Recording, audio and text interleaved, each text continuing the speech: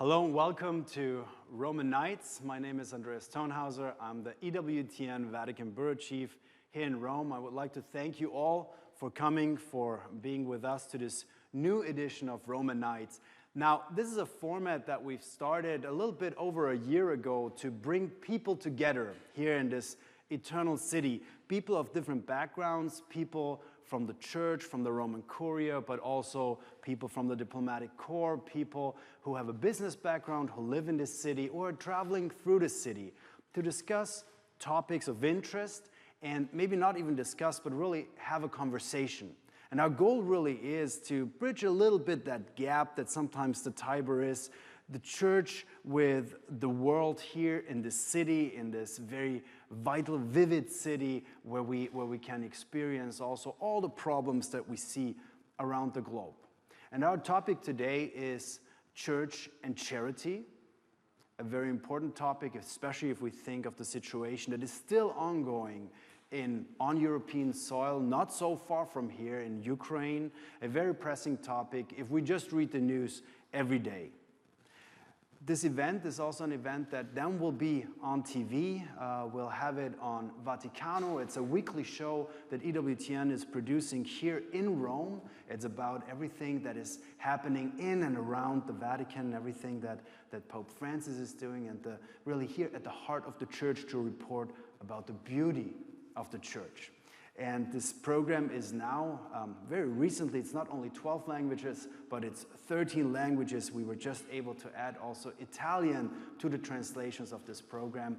And there also this event will be featured. And it's my great pleasure and honor also to have with us today a panel where I can say it, I hope, are mostly really friends of the network as well, because we've been working with them for quite a while now. First of all, let me welcome Father David Hulshof. He's responsible for the formation of seminarians at the North American College. And just, I think it was 2 weeks ago, we presented a documentary that we were able to do together with the North American College about 4 seminarians following them on their apostolates that they're doing as part of their formation. And we accompanied them to the homeless of Rome, to refugees living in the city, but also to families who are expats and live here and saw how seminarians are being prepared for their priestly duties that they will soon have back in the US. So thank you very much for being with us today. Thank you. Then here with us is also His Excellency, Ambassador to the Holy See for the Order of Malta, Antonio Zanardi Landi. Again, he hosted one of our very first Roman Nights in his residence, not so far from here. Another very beautiful building, beautiful environment to have conversations like this. And also today we are guests of the Order of Malta here, and you will all be able to experience a little bit the beauty also of the terrace that they have overlooking Forum Romanum. And with us as well is Dott Alessandro Pernigo. He's the Vice President of the University Campus Bio-medico di Roma. Again, here we were able to film a whole documentary that also aired in several episodes on Vaticano on artificial intelligence, because the university has a lot of professors who are very high-level researchers in very different fields. And we'll also talk a little bit about charity and university life, charity and research, and how that goes together. Please join me with a warm round of applause and welcome for our panelists. Thank you so much for being with us.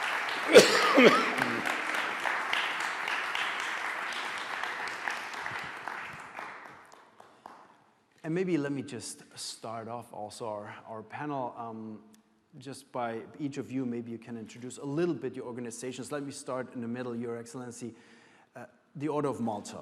It's a very old, a very traditional, long-standing tradition, an organization that also has a very strong charitable arm. Originally from Austria, the healthcare system could hardly be imagined without also the Order of Malta. Could you tell us a little bit more about charity and this organization?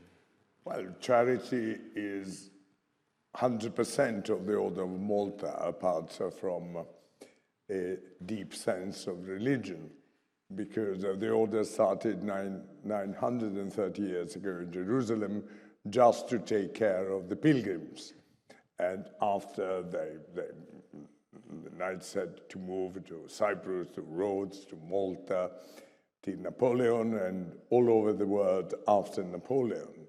But the main task was always helping refugees, treating sick and wounded, and so that is still today the mission of the order. We are not probably doing better than others, but we have been doing that for almost 1,000 years, and that makes the phenomenon Order of Malta particularly interesting, because there is a very strong motivation, a very articulated history, and we are usually well received all over the world. Now we are present in 150 countries, roughly, which is a lot. Mainly through volunteers. Sorry for my voice. Maybe we can get you some water also. Yes, if I could have some. Please. Working mainly through volunteers. We have 150,000 volunteers around the world and 30,000 on a payroll. Plus 13,000 members. We have some point of excellency. The maternity hospital in Bethlehem, where the 100,000 baby was born last month, is a really special place, because the mortality rate, thank you very much. Please. The mortality rate is the same that we have in Milan, or that you have in Vienna, or in United States, which is quite an achievement. But, well, that is a good example, because the practical results are very good. But many other hospitals get these results, not in Bethlehem, or not in the Middle East. But what is important is also the message given of fraternity and attachment to the church, because in the hospital every year we have 4,500 babies born, usually, and they are coming 99% from Muslim families, but the personnel, the staff is 50% Muslim, 25% Orthodox, 25% Catholic. So Catholics are a minority, but nonetheless, it is a Catholic hospital with a photograph of the Pope and the 8-pointed white cross hanging on the walls. So operations like this give a very strong feeling of fraternity. And the fact that the order has been able to go on for almost 1,000 years is strictly linked with the fact that we have a nucleus of professed knights who takes the vows of religion. They are not very many, they are less than 50 today, but nonetheless is something which has been lasting for 930 years, recognized by the popes for the last 880 or something, which is very important for us to know that we are, as laymen, but part of a deeper and stronger operation, which is well inserted inside the heart of the church, because the order is one of the most ancient orders of Christendom. So I think that I've exhausted my 5 minutes, but I hope I've been able to express which is the main characteristic of the order, trying to fill the gaps, try to go where the order is most needed, where the people are in need of treatment, in need of food, in need of tents, in need of refugee camps, all seen through the lens of religion, which makes our operation very difficult, very different from the one of an NGO or from the one of the many wonderful operations which are animated by philanthropy. Ours is not philanthropy, is also philanthropy, but is mainly a way of praying, a way of being part of the church. Thank you very much. Allow us also to be a little bit charitable now. Thank you very much. And help a little bit with a cough. Thank you for being here also, despite that. Father David, if I may go over to you. Charity and priestly formation. It seems pretty obvious, but for the North American College, what we saw there, you even take this a step further. Could you tell maybe also our audience a little bit how that plays together, priestly formation and charity? Certainly. The college that we currently are in residence and also from which our students are formed was established 70 years ago. That was by Pope Pius XII, but the first college was in the middle 1800s, and that was Pope Pius IX. And in both of those instances, the Holy Father saw the importance of forming men who could come from the United States, not only for their education at the universities. Our men go to the Gregorian University, the Angelicum, and also Santa Croce on the STB level, but to have that relationship with the Church Universal, and not only to be formed academically, intellectually, but also in the pastoral way in which men can experience the people of God here in the city of Rome.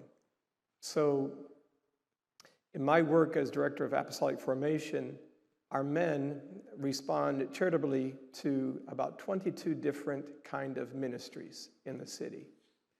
So they go to hospitals and churches and schools and street ministry, ministry to the poor, these many ministries that allow them to not only know the church and know the teachings of the church, the doctrines, but also practice those teachings that we have in the scriptures and ministry and being that imitation of Christ who went out to heal and to engage the poor, the sick, the marginalized or ostracized.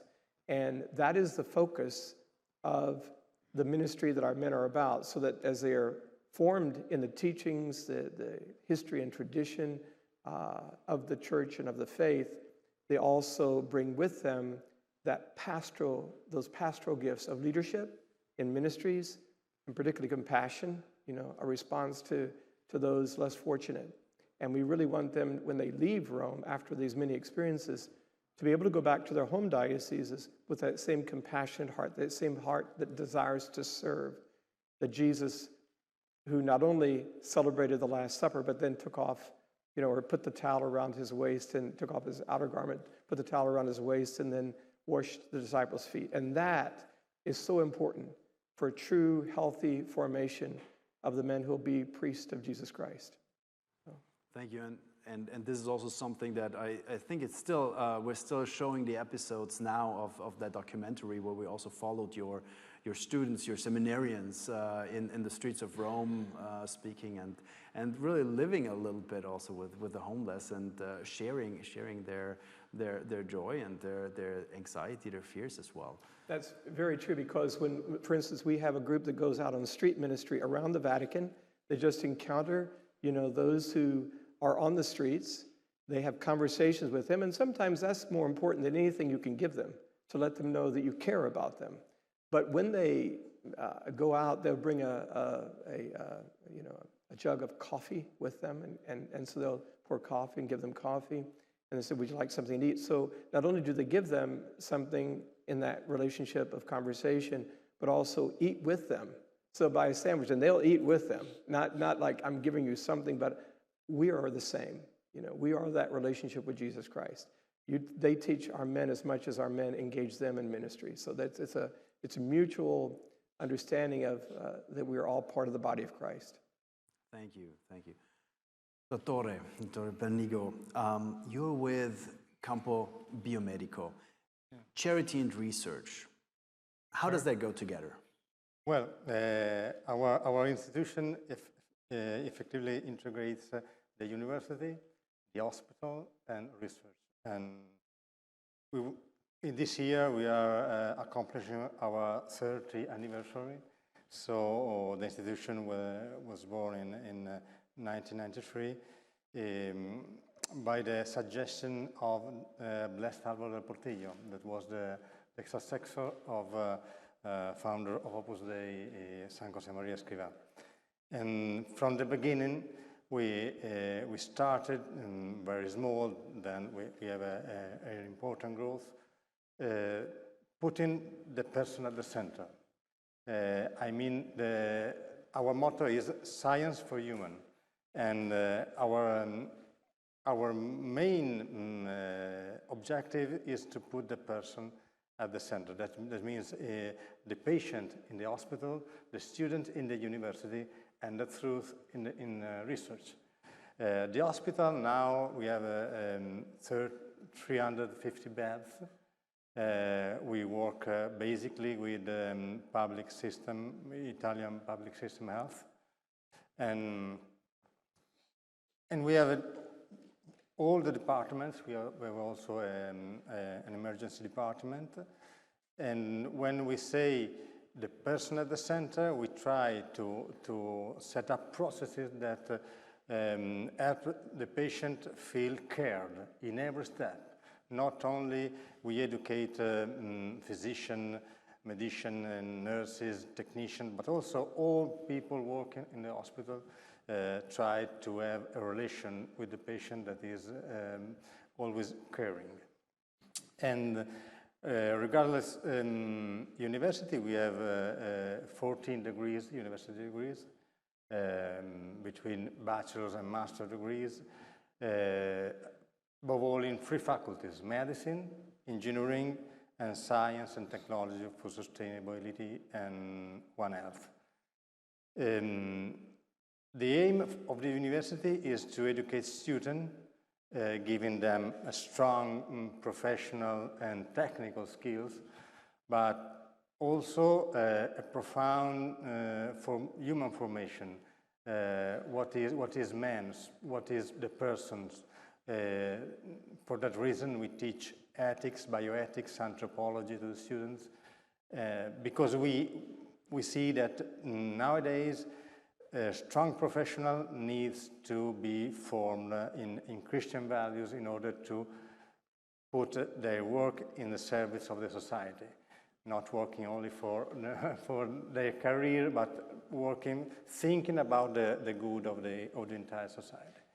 And to make work a service, we need to educate the student in that way. And about research, I came to your question.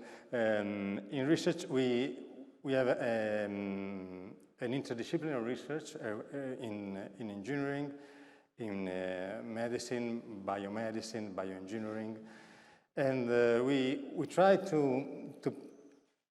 in research to think about the good of the person.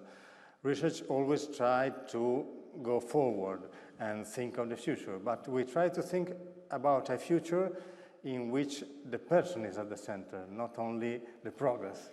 And that implies that our researchers always think about what they are doing in order to improve well-being of the person.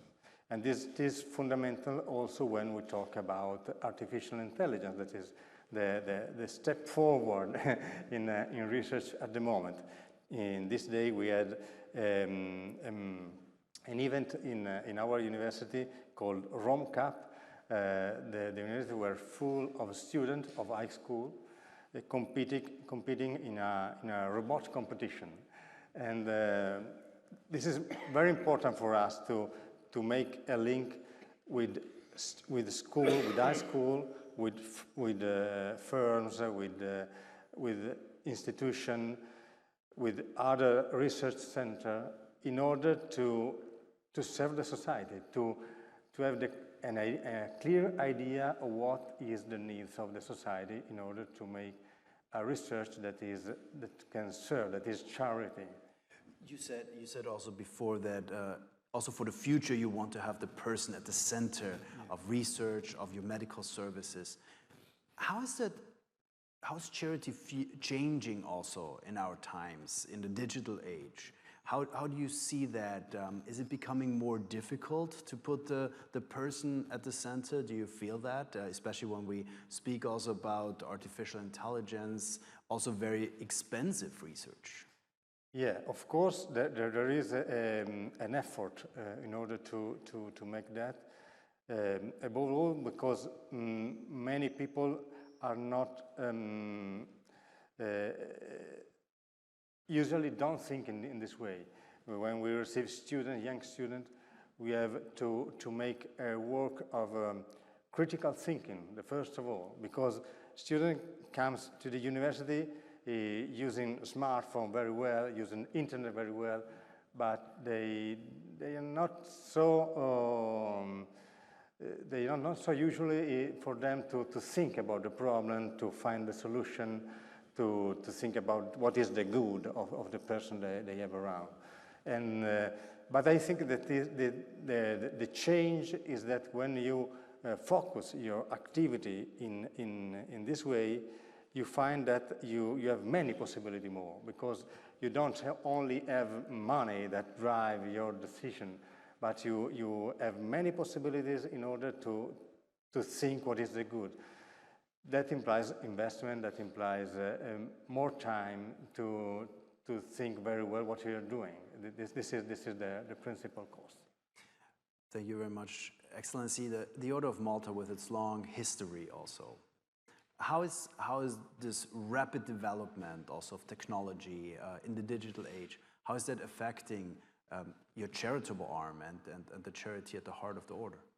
Well, that's a good question. I would say that the main task of the Order of Malta, apart from carrying on with its usual job, is to try to adapt to modernity. Because it's very nice to have 930 years of history, but you run the risk of remaining behind the most recent developments. So we have to divide. As far as technical means are concerned, many branches of the activities of the Order of Malta are top level and very up to date. I don't want to quote examples, but in many parts of the world, the Order is conducting fantastically modern activities. The problem is mostly concerning the nature of the Order itself, the membership, how to approach the young people who are distracted by other things. And the traditional means of recruitment are in some way suffering because youngsters do other things, are much more busy than we were when we were 18 or 16. And there is no centralized reflection on that, but I think that every national association, every Grand Priory, every entity of the Order are asking themselves today how to be able to engage in a very effective way young people. How can we bring them together? With very good examples. Sorry to interrupt you there, but I am, for example, one of the very famous things that the Order of Malta is doing is, for example, a pilgrimage also with, especially wheelchair pilgrimage to Lourdes, for example. Yeah, leaving tomorrow morning. You're leaving tomorrow morning. Is that still attractive for young people? Well, that is attractive, in fact, because it gives a direct contact with people suffering. It gives an idea of being immediately useful. And I see that with my children and many others, the pilgrimage is really one of the best instruments to involve people. And the pandemic has been disturbing a little bit all that. But before the pandemic, we had the pilgrimage of the German Association with 900 people and 400 were in a wheelchair. A few months ago, we had the Austrian Association with 450, and I don't remember exactly how many were in wheelchair, but many of them. And that is, it proves to be effective and creating long-lasting bonds between the young people and the activities of the order. And interesting, very, very interesting. Father David, with seminarians, how would you see that maybe trend or dynamic also? Right, well, besides these apostolates that we do, our seminarians are really in contact with the people of Rome every day, because we have a room as on one of the side entrances of the college. When the men go to school, to the universities, whether it's the Jesuit or the Dominican or Santa Croce, they come through this area we call the St. Lawrence Pantry.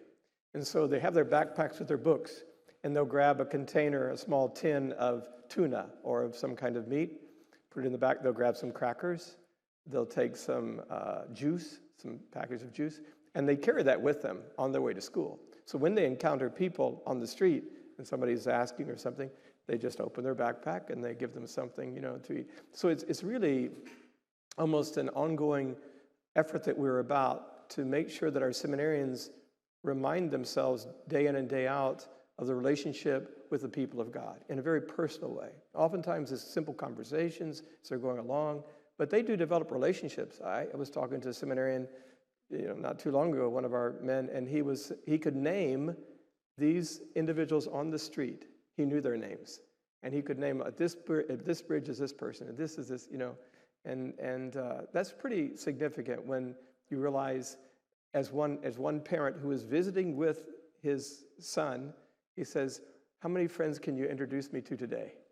They're in the city, and so these are ways in which our men stay grounded, if you will, with what they're going to be involved when they go back to the United States in the real day-to-day lives of the people of God, because... Are there also some who might have a more difficult time relating to others? I mean, we hear all those reports all the time about the Generation Z and millennials and how or how we are using our mobile devices today, and so it's more and more difficult to relate to other people. Is that something that you see in the priestly formation as well?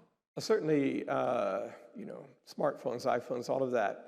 We have to remind them that these are simply means, not only for their studies, but for their, contact with people, but to use that in a proper way. And so our men do not carry their smartphones around with them at the college. They set them aside, they set them aside for their studies. So technology is a wonderful thing, but if it needs to be used properly and for it, how it can be of service to humankind, Staying with technology a little bit, because we did this documentary also on cyborgs, artificial intelligence, and so on with your professors and the research that is also being done at Bio-medico. Will we soon start to love also our computers? Will we soon start to love also our computers just because they start reacting? I'm thinking of ChatGPT and all those things that are very impressive if you have tried it. I think Italy banned it for a little bit. Now it's open again to be used. It's a reality we're facing. But especially if we think about this whole reality of artificial intelligence, is it something to be concerned about? I think we are in front of a revolution, a real revolution that coming to us. Artificial intelligence is a process that is now working, and every day will work better, and we learn how to use it better. But I don't think artificial intelligence can replace human relation.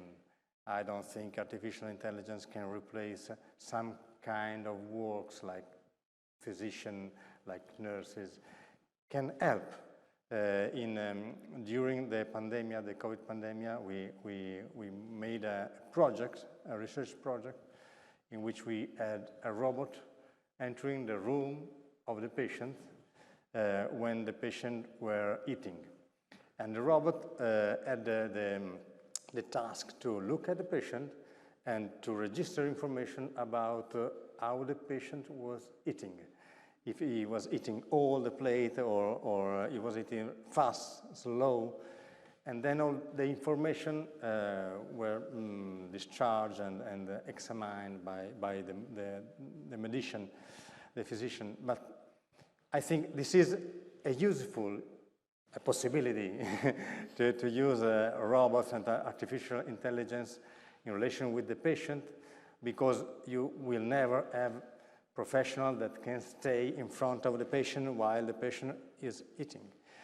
But I don't think it is possible to arrive that artificial intelligence can replace human relation, can replace love or other... Or charity. Or charity. I think we will learn how to drive this revolution. Thank you. Yeah. No, I understand, and that's what we expect also. But at the same time, it's pretty impressive to see the development and how rapid everything is developing. It's going on very fast. It's very fast. Yeah.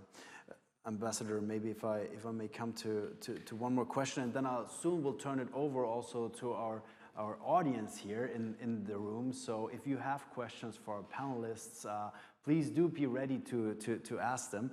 But before we come to that, Ambassador, for you as a global charitable organization, what can we learn also maybe and you're also part of this global church, of course. What can we learn of when we think of conflicts, when we think of disasters, when we think even of war here in Europe? How do we need to maybe be even more charitable to help? Well, it's difficult. It's a difficult subject because the order is present in the world through national associations. And it's impossible for our members to get rid of the fact of being Italian or being Ukrainian or being Polish or being South American. So to talk about Ukraine, for example, because the closest conflict we have, is not always easy. Obviously, the biggest part of our help goes to Ukrainian refugees, and the operation is really very, very important. We have 16,000 volunteers working for Ukrainian refugees in the neighboring countries and in Ukraine itself. 16,000 because they are volunteers and they have to work on shifts because they have to go back to Poland or to Germany or to Italy to work for 4 weeks and take 1 week off and do voluntary work. And the order has been able to raise some 50 millions or 60 millions for help. To discuss about the issue is not always easy because of different sensitivities in nationalities. I remember with great emotion a day at the beginning of the war when we had a meeting of the hospitallers of the order, the people taking care of charities in various countries, and we had the Ukrainian lady responsible for their operation and the Russian lady. And that was a very, and they had been able to get together and to speak and to try to solve practical problem. And that was one of the highlights of my last 2 years, because it was really a very strong message. But as I told you, it's difficult to tackle the problem at the center because we have such different sensibilities, and we tend on these very important matters of international affairs to see what the Holy See does and try not to deflect from the attitude of the Church in Rome, of the center, I would say. Well, speaking of international affairs, I mean, this is also your topic as ambassador to the Holy See, and we've seen that Pope Francis has been very active, and also Secretariat of State of the Vatican of the Holy See has been very, very active in tackling those questions and trying to broker, at least where it's possible, maybe a future peace also, especially in that conflict. It's not an easy solution, but is that also maybe sort of the overlap of diplomacy and charity, where diplomatic means are being sought to help people who are in the midst of such conflicts? I don't know. I don't have an answer for that. I think that I'm personally struck by seeing the energy, I would say even the obstination with Pope Francis is trying to offer his good offices, his mediation, even though external circumstances look so difficult and almost impossible. But it's really moving and enriching to see this person, not young, physically suffering from time to time, always ready to try to help, ready to travel, ready to go and speak with people and to make big efforts in order to find a solution. It would be fantastic. I'm sure that the Catholic Church will be able to give a contribution to the search of peace at the present war. I don't know if they will succeed 100% in what they are trying, or 5%, but certainly they are going to give a very important contribution to the building of the right spirit. They have been talking a lot about the Helsinki spirit, which is a very difficult thing to imagine today, but they really have a clear objective in their mind, and we pray for the success of that. On that hopeful note, allow me to turn to our audience. Are there any questions for our panel? We also have a microphone going around, please, here in the front and in the back. Maybe we take first here in the front.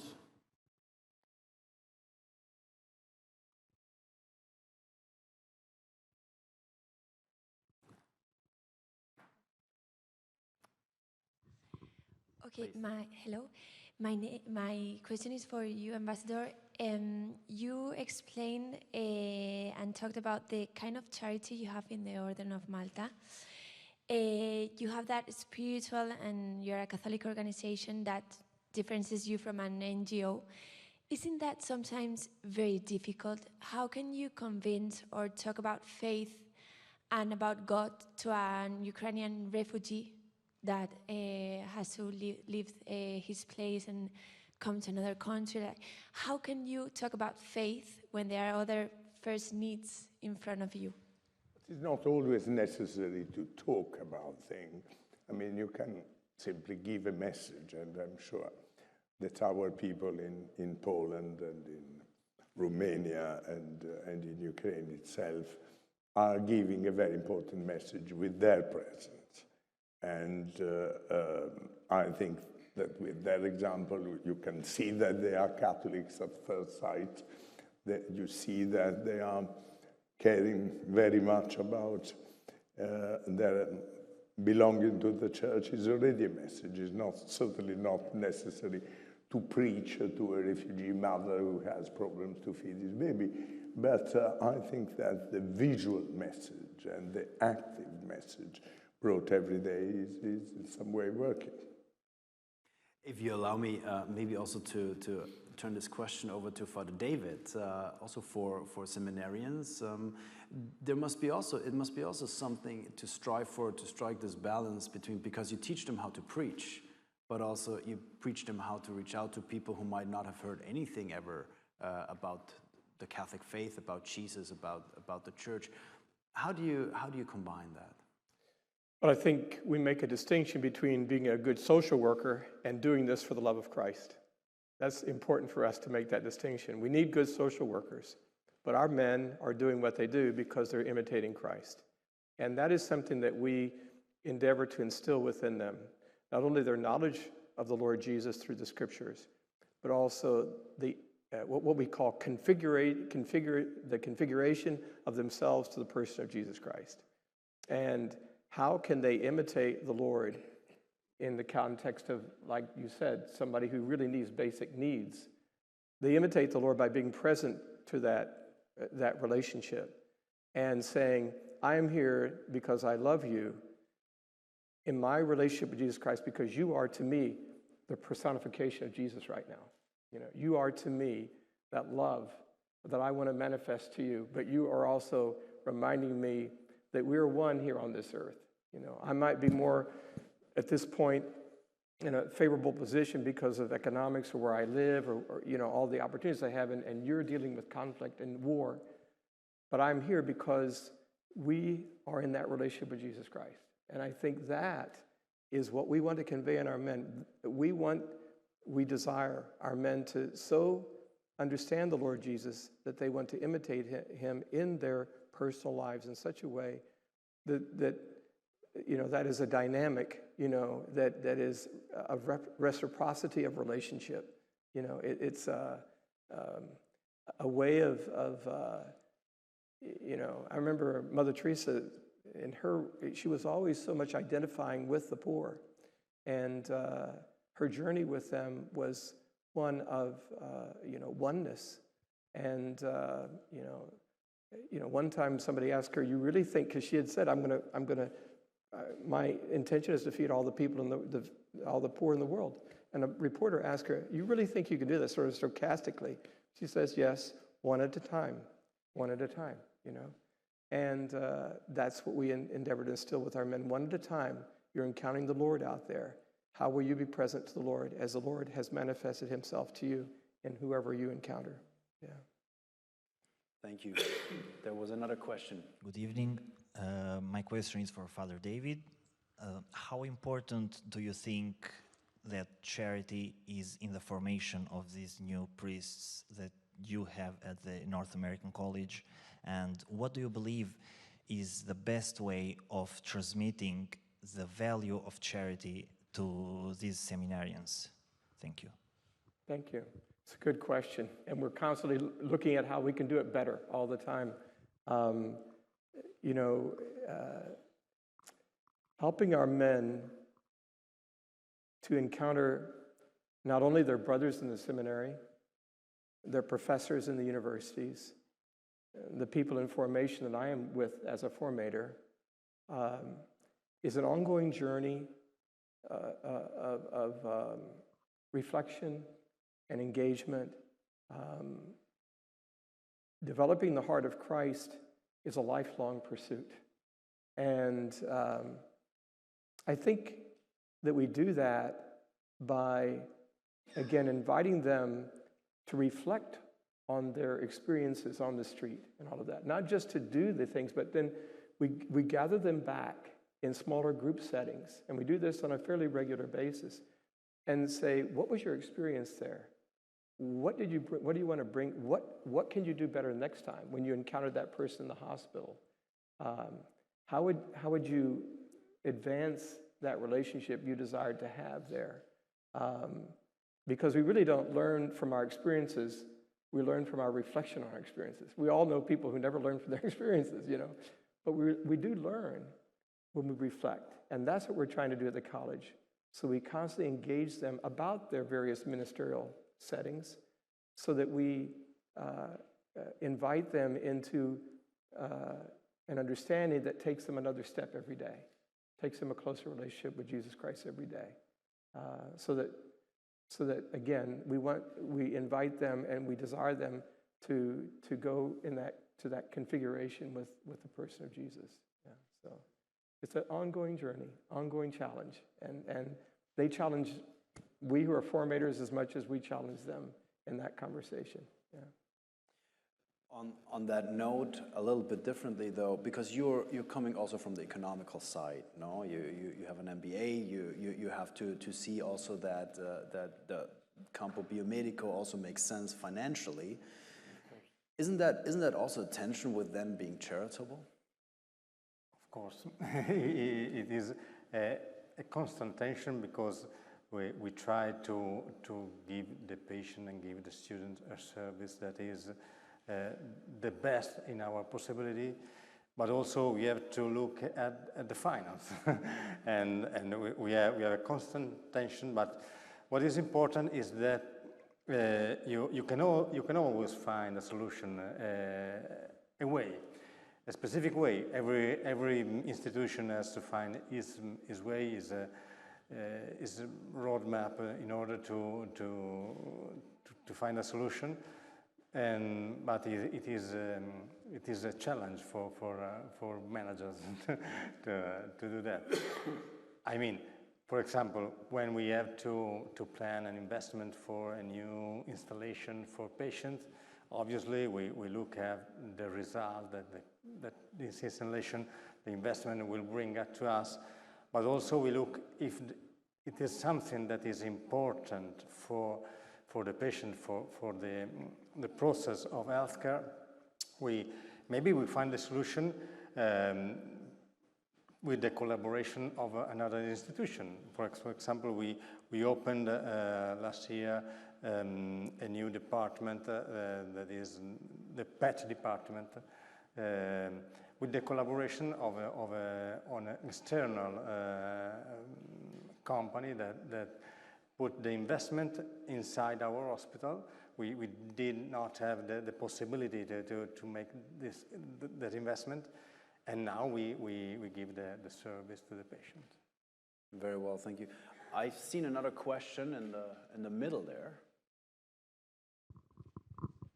Good evening, and thank you for this fascinating talk.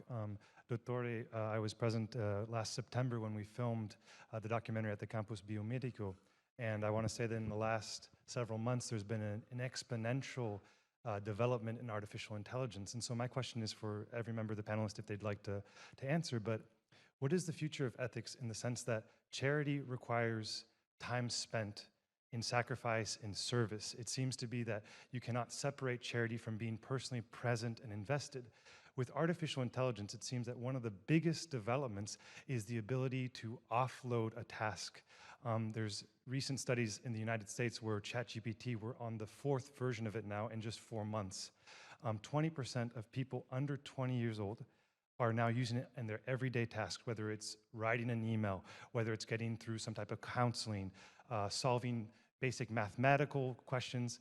It's really changed a lot of aspects of finance as well, where they're starting to say, well, is this ethical in the sense that you're having a software make decisions that can impact, global financial markets? So my question for you, Dottore, but as well for any member of the panelists, is what do you think of in terms of the future of charity when we live in a world that's increasingly possible for, machines to make decisions that have real ethical repercussions?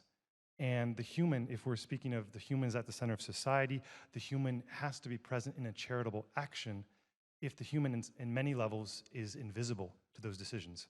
Thank you. Thank you. An easy question at the end of the panel. Very, very nice question. And it's not easy to answer, but I think that what we see is that artificial intelligence, of course, will help us to manage some tasks that are maybe more automatically, can be done automatically, and all these tasks can be managed by artificial intelligence. I don't think we will arrive soon that artificial intelligence will take decision with ethical aspects.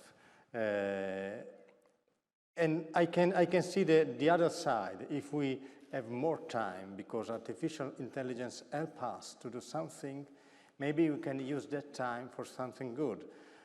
And we go back to the beginning. The most important thing is to help people to understand that the most important thing is human relation. You can have artificial intelligence that helps you. And it's a good thing that artificial intelligence can help you, but so we will have more time to give to other people. And what we see in the university, young students, even if they are distracted by many things, they are very sensible to social activities, volunteers activity. We have many students that make volunteers activity in the hospital. They go to see poor people in the street. They go to a program of university cooperation in Africa, in Nicaragua, and they like to do those things. And this is a message of hope for us to see that young people have this sensibility, have an interest for charity, for giving something free to other person. And I think if we help people to interact with artificial intelligence with this focus, I think we are doing a good job.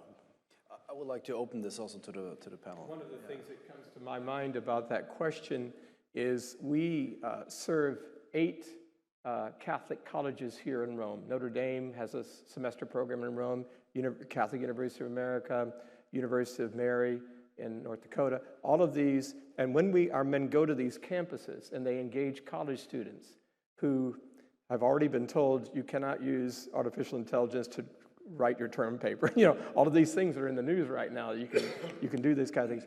But what we find, what our men find in their conversations is that these students desire that personal relationship. You know, they've got so much technology at their fingertips, but when our men go to engage them about the basic questions of life, about God, about what does my life mean, you know, artificial intelligence can't do that. Can't have those personal conversations, can't move in and out of those nuances of what they're actually trying to tell me here. You know, what are their needs? Why are they lonely when they got all these things ahead of them? What is innately part of the human being that can never, you could do all kinds of things with artificial intelligence, but you cannot reach that, you know, recesses of the heart. You know, that St. Augustine would talk, my heart is restless until it rests in thee, O God. And that's where, you know, our students engage these very intelligent students that are coming over here in semester program in Rome in ways that they've never been engaged before. That they have all these means of technology to do a lot of things for them and with them, but they speak about the opportunity to sit and talk with another human being about what is their worth, what is their value, who are they? And what are they going to do in this world? Who are they going to be? All those kind of things, yeah. I'm very ignorant about artificial intelligence. I'm simply reading newspapers. And I'm probably too old to understand fully the implications of artificial intelligence. But I went to a seminar which was meant to try to help understanding a little bit what is happening.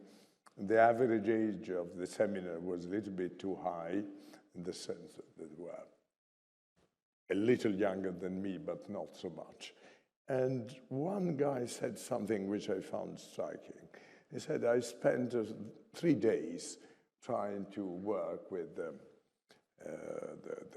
little thing, producing answers.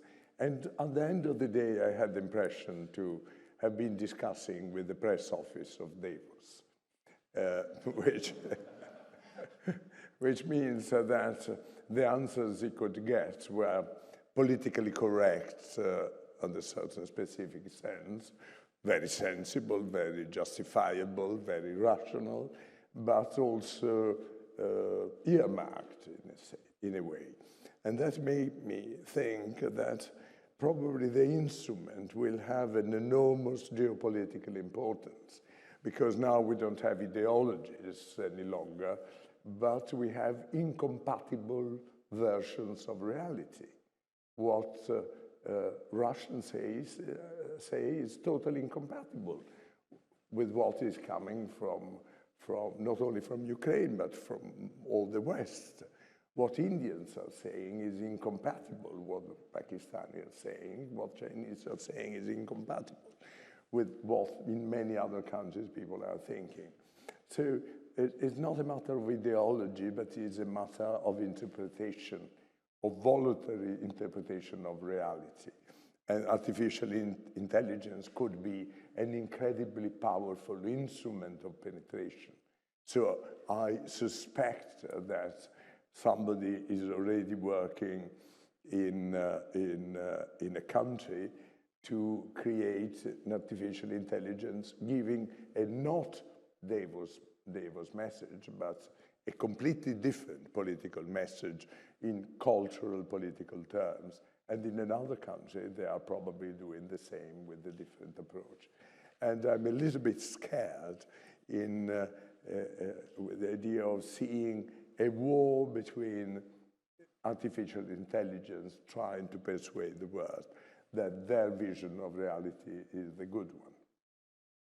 We're almost at the end of our panel, but allow me a last round, a quick round, because in this pontificate, Pope Francis reminds us a lot of the word peripheries, and that we should go to the peripheries. Where do you see the peripheries in today's world, or which peripheries do we maybe not pay enough attention to? Which peripheries should we be focusing on more as a society and as a church? Father, if we can start with you. That's a good question. Pope Francis talks about the shepherd should have the smell of the sheep, and going to the peripheries means, who are those that are in that, in the pasture, shall we say, that need to be fed. And of course, I'm not talking now about physical food. I'm talking about spiritual food. We have a world that's in many ways devoid of God, So the peripheries perhaps are those who are in the world with the rest of us, all of us together, finding themselves in sometimes very lonely, again, ostracized, depressed ways, because they're wondering what value does my life have? And I think, the peripheries are those that are on those boundaries of relationships, and they need to be invited in. They need to be engaged in such a way that, just like we were talking about, how do you meet someone in Ukraine that is totally different than what I can say to that person, though, is I care. I cannot ever know what your experiences are like unless I've lived them, but I can always say that I care, and ask that person, will you allow me into your life so that we can have a relationship that brings you from the, if you will, from the outskirts of relationships back into the intimacy of friendships, of relationships. Well, it's too common to say, too easy to say that in today's world we have an opening gap between have and have-nots, which is a phenomenon which has been increasing dramatically in last years between persons, between countries, between different regions of the world.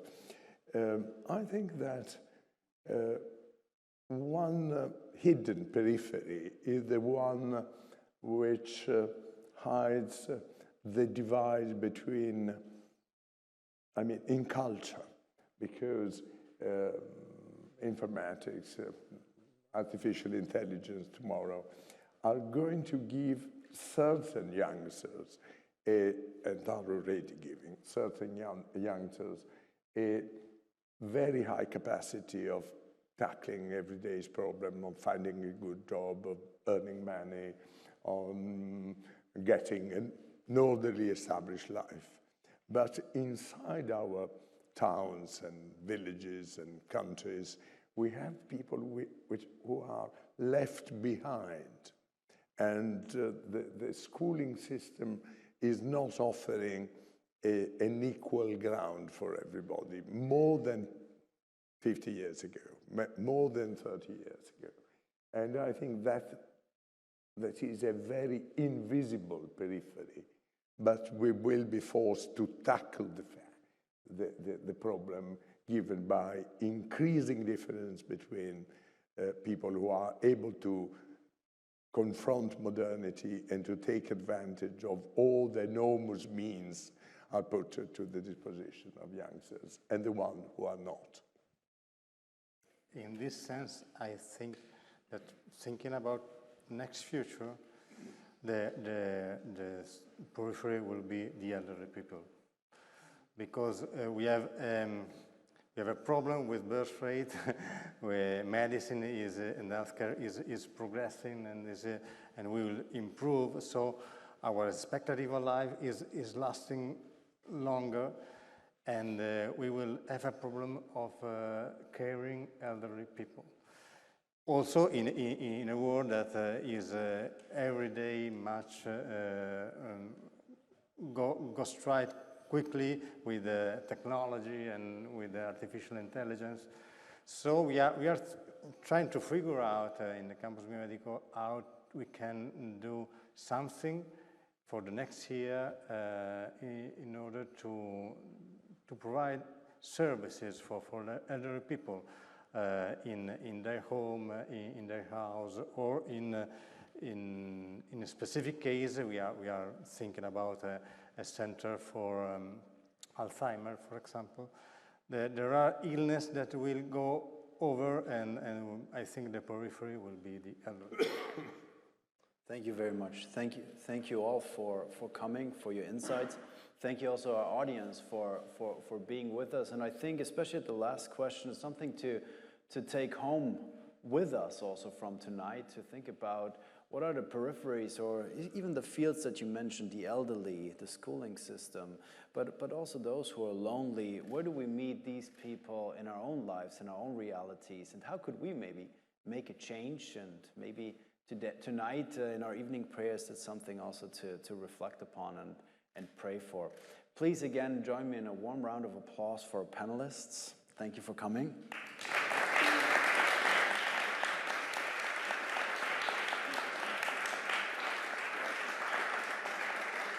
And I hope you will all have time now to join us to continue this conversation in a bit more colloquial manner upstairs. There will be people guiding you up the steep stairs to a wonderful terrace. If you haven't been there, I really recommend to take a look. We'll look over the history of this place, the history of the city, and enjoy hopefully a glass together. And there's also something to eat prepared for us, and maybe we can continue this conversation that we started here. Thank you again. Thank you for coming.